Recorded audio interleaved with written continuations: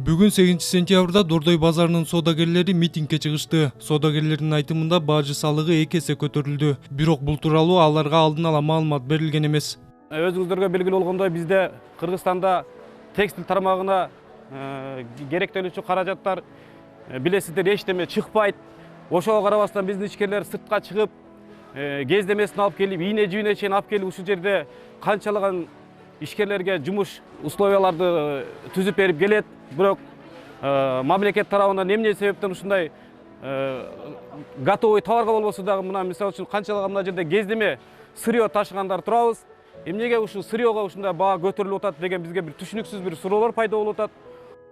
Соодагерлер буга чейин сырьенын килограммына 25 центтен төлөп келсе, эми 50ге чейин төлөөгө мажбур болушту. Ал эми кийим-кече сыяктуу даяр товарларга мурда 85 центтен төлөсө, азыр 1,8 долларга чейин жогорулаганын билдиришти.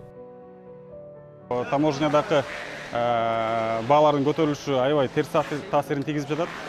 Анткени буга чейин, например, ТМП 0,85 болсо, азыр 1,5, 1,8 деп атышат, то есть 1ге 1 кошулуп атат. Аябай эле оор болуп калат.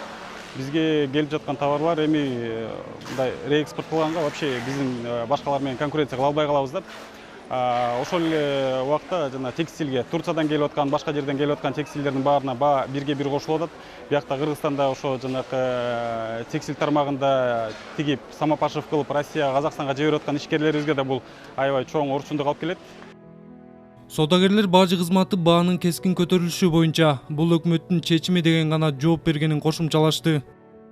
Кече мурда күнү Северо-Восточный таможняга кирип, начальнигине кирип чыкканбыз. Ал жерге кирип, эмнеге көтөрүп атасыңар десек, биз ушу таможенный союздабыз, биз бул бааларды көтөрүшүбүз керек дейт да.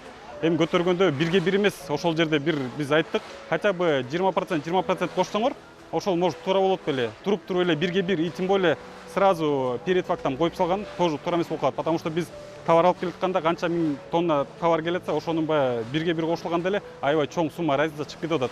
Биякта көбү кредит менен, көбү карыз менен иш кылышат, алышат, кайра карызга беришет. Ошентип бир аракет кылып атышканда, ошол системаны жакшы иштеп, эптеп мындай бир ушу Дордойдо бир 30 миңдей киши иштесе, ошолордун бир кетип бараткан өзүнүн жолун бузуунун кажети бар беле жок беле деген суроо да.